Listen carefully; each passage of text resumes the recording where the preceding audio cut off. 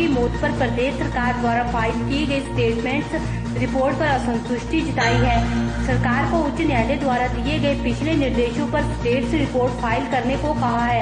उच्च न्यायालय ने मंडी के डिविजनल कमिश्नर को मामले की पूरी जांच कर 19 जून से पहले रिपोर्ट देने को कहा है।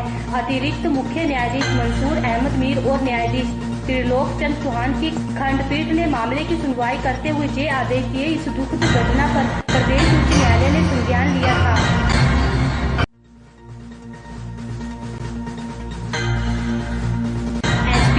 सोसाइटी से कंपनी में बदलने के मामले की सुनवाई अब 21 जून को होगी। सोमवार को जज के छुट्टी पर होने के चलते मामले की सुनवाई नहीं हो पाई।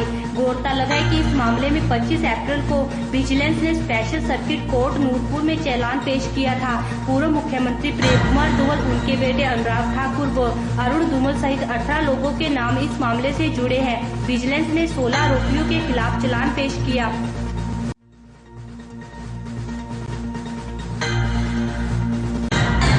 शहरी विकास मंत्री सुधीर शर्मा ने कहा कि प्रदेश सरकार राज्य के शहरी क्षेत्रों के आधुनिकीकरण के लिए प्रतिबद्ध है और इस उद्देश्य की प्राप्ति के लिए आधुनिक प्रबंधन तकनीक अपनाने के हर संभव प्रयास किए जाएंगे। नीदरलैंड एवं हिमाचल प्रदेश सरकार के मध्य आपसी सहयोग के लिए शहरी विकास विभाग द्वारा आयोजित पारस्परिक सहयोग सम्मेलन की अध्यक्षता कर रहे थे।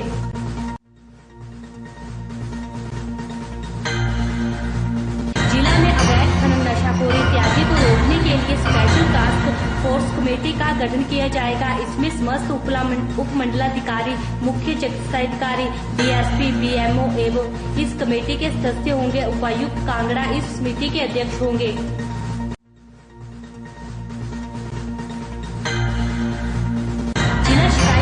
समिति की सोमवार को जिला परिषद हॉल में बैठक आयोजित की गई, जिसकी अध्यक्षता खाद्य आपूर्ति एवं उपभोक्ता मामले परिवहन मंत्री जी.एस. वाली ने की। इस अवसर पर विभिन्न गैर संस्थाओं के प्रतिनिधियों द्वारा विभिन्न मुद्दों पर चर्चा की गई।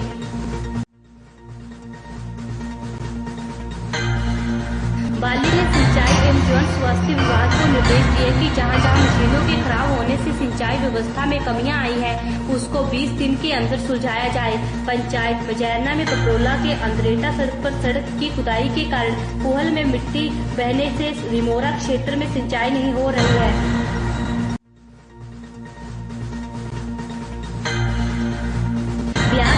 हैदराबाद इंजीनियरिंग कॉलेज के छात्रों की खोजबीन को चलाया सर्च अभियान अब धीरे धीरे धीमा पड़ता जा रहा है। 9 दिनों के सर्च अभियान में महज 8 शव ही बरामद हो पाने के चलते इस अभियान के हौसले पस्त होने लगे हैं। सर्च ऑपरेशन में जुटी सेना, पुलिस, होमगार्ड व एनडीआरएफ के जवानों की संख्या कम होती जा रही है।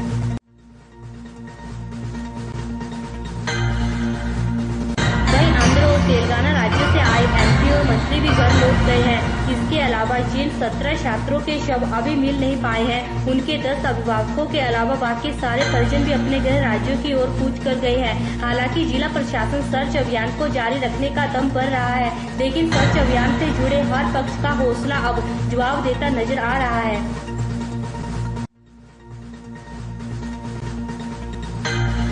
मंडी जिला के खलोट में बीती 8 जून को दर्दनाक हादसे में हैदराबाद DNR इंजीनियरिंग कॉलेज के छात्रों के ब्यास में बह जाने के बाद चल रहे सर्च ऑपरेशन की गति अब धीरे धीरे थमने लगी है। 9 दिन के लंबे सर्च ऑपरेशन में जिला प्रशासन, प्रदेश सरकार, केंद्र सरकार व अन्य एजेंसियों ने अपनी पूरी ताकत झोंक दी, लेकिन बावजूद इसके 15 में से महज 8 शव ही बरामद हो पाए, बल्कि 17 शवों की तलाश के लिए दिन रात एक करने के बाद भी कोई सकारात्मक परिणाम सामने नहीं आ रहे हैं।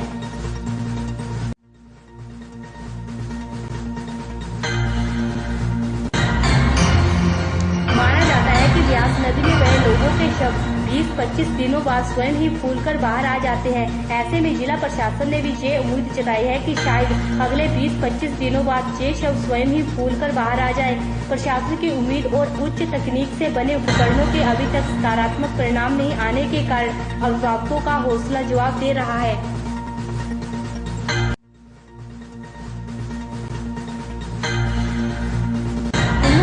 विधायक के विलोपा के प्रदेशाध्यक्ष महेश्वर सिंह ने मनाली बीस क्षेत्र की ग्राम पंचायत नगर के रुंसू में देवता शुभम नारायण के सम्मान में मनाए जाने वाले मेले के समापन अवसर पर शिरकत की।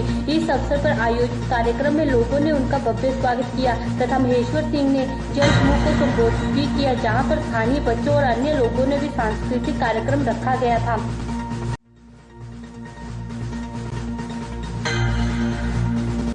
इस मौके पर लोगों ने समस्याओं को भी उन्होंने ध्यानपूर्वक सुना। महेश्वर सिंह ने बच्चों के कार्यक्रम के लिए अपने इच्छित निधि से 11,000 रुपए देने की घोषणा की। साथ ही उन्होंने लोगों से आह्वान किया कि ये मेला जीवित रहना चाहिए तथा कुल्लू देवभूमि कही जाती है, क्योंकि यहाँ पर लोग देवी देवताओं को मानते हैं। अब कुछ लोग इस देवभूमि को खराब करने की भी कोशिश कर रहे हैं।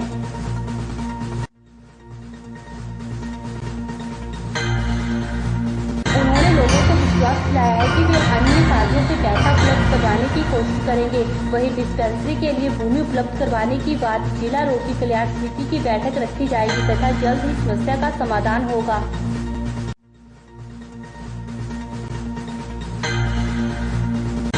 प्रदेश सरकार मंडी में हुए हादसे पर जरा भी गंभीर नहीं दिखाई दी तथा अपने कर्मचारियों को बचाने का प्रयास कर रही है। अगर प्रोजेक्ट ऑफिसर ने मुस्तैदी दिखाई होती तो इस हादसे में 25 बच्चों की जानें नहीं जाती। अब प्रदेश सरकार न तो इस हादसे पर कोई उच्च स्तरीय बैठक कर सकी और न ही कोई बड़ी जांच के आदेश दे सकी और न ही बच्चों के शवों को ढूंढकर परिजनों को सौंप सकी है। ये शब्द हमीरपुर संसदीय क्षेत्र के भाजपा सांसद व राष्ट्रीय अध्यक्ष अनुराग सिंह ठाकुर ने दिल्ली रवानगी के दौरान बंगाणा में पत्रकारों से बात करते हुए कही।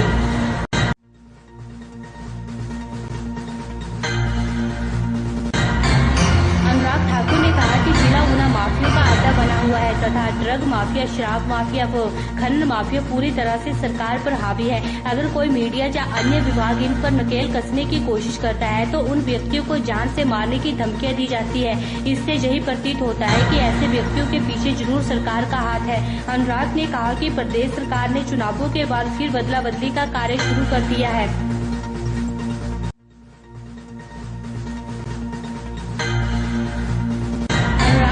कि प्रदेश के मुख्यमंत्री पर इतने भ्रष्टाचार के आरोप लगे तब भी किसी बड़े कांग्रेस नेता ने मुख्यमंत्री से इस्तीफा लेने की बात नहीं की। प्रश्न पूछने पर अनुराग ने कहा कि सबसे पहले हमीरपुर में पीजीआई व एम्स की तर्ज पर एक बड़ा अस्पताल बनाया जाएगा। उसी के संदर्भ में केंद्रीय स्वास्थ्य मंत्री डॉक्टर हर्षवर्धन से मैंने सलाह जून को मिलने का वक्त लिया है, जिससे लोगों को बढ़िया स्वास्थ्य सेवा मिल सके।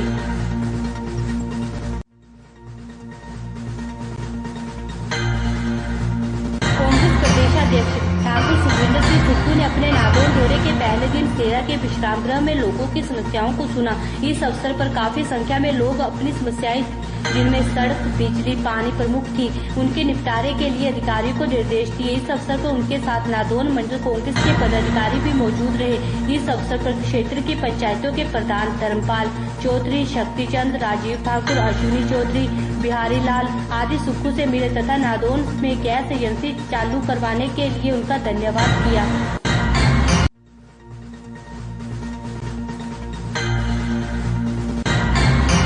पूरे प्रधानों की इस मांग पर जल्द कार्रवाई करने का भरोसा दिया। इसके अलावा उन्होंने पार्टी के मंडल पदाधिकारियों व कार्यकर्ताओं से भी बैठक की तथा उनकी समस्याओं को सुना। सुक्खू ने कहा कि प्रदेश में पार्टी को मजबूत बनाने के लिए कुछ कड़े फैसले आगामी दिनों में लिए जा सकते हैं, जिससे निष्क्रिय हुई इकाइयों को पुनः एक्टिव किया जाएगा।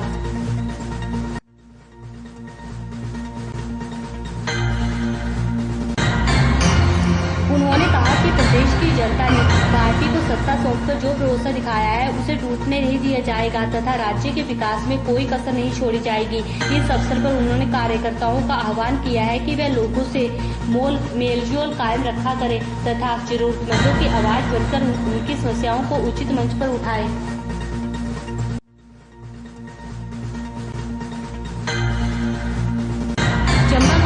के भाजपा सांसद शांता कुमार उनके संसदीय क्षेत्र में पड़ने वाले जिला चंबा के 4 क्षेत्रों का दौरा कर 19 और 20 जून को करेंगे। दौरे के दौरान वे सभी उपरोक्त 20 क्षेत्रों में एक एक स्थान पर मंडल के भाजपा कार्यकर्ताओं से बैठक कर उनका भाजपा को शानदार जीत दिलाने के सहयोग के लिए धन्यवाद करेंगे। ये जानकारी देते हुए जिला भाजपा अध्यक्ष DS ठाकुर ने बताया कि शांता कुमार 19 जून को डलहौजी 20 के देवी देहरा नामक स्थान पर डलहौजी भाजपा मंडल के कार्यकर्ताओं से सुबह 11 बजे बैठक करेंगे।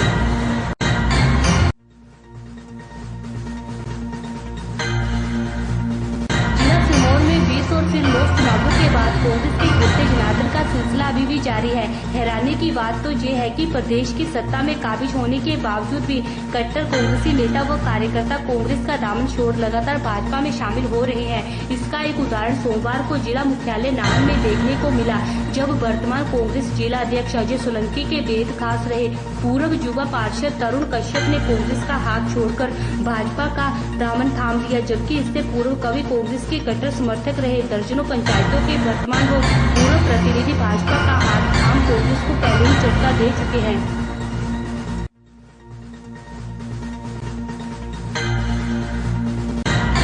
राज्य आपदा प्रबंधन प्राधिकरण के उपाध्यक्ष राजेंद्र राणा ने भाजपा नेताओं को नसीहत की है कि वे फ्लोट हादसे पर राजनीतिक रोटियां सेकने की कोशिश न करें और न ही इस मामले पर राजनीति करें। उन्होंने कहा कि जो भाजपा नेता प्रदेश में आपदा प्रबंधन पर सवाल उठा रहे हैं, उन्हें अपनी मानसिकता और चश्मा दोनों बदलने चाहिए, क्योंकि हिमाचल प्रदेश में फ्लोट हादसे के बाद सबसे बड़े राहत एवं बचाव ऑपरेशन को अंजाम दिया जा रहा है, जो आपदा प्रबंधन का हिस्सा है।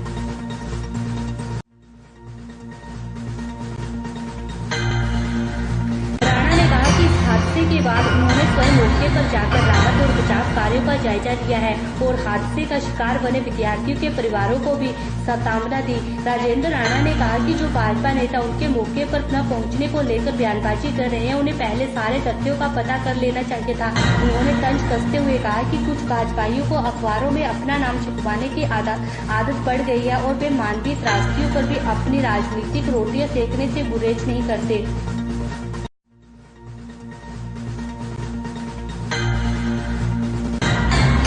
कहा कि वे राज्य प्रबंधन प्राधिकरण के उपाध्यक्ष हैं और उन्होंने कब कहां जाना है, इस बारे में उन्हें भाजपा नेताओं को बताना जरूरी नहीं है। राणा ने कहा कि इस तरह के हादसे भविष्य में न हो, इस बारे में ऐतिहासिक कदम उठाए जाने चाहिए और प्रदेश सरकार ने इस हादसे के बाद बड़े पैमाने पर कदम उठाए हैं ताकि हादसों की पुनरावृत्ति न होने पाए।